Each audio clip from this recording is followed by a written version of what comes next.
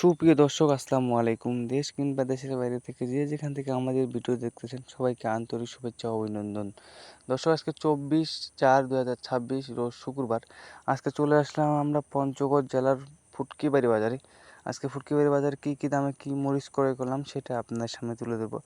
আমার সামনে যে মরিচটা দেখতে পাচ্ছেন এটা হলো আপনার চোখমুন্দা ছেঁকা বলে। দেখুন কোয়ালিটি মাশাআল্লাহ অনেক সুন্দর।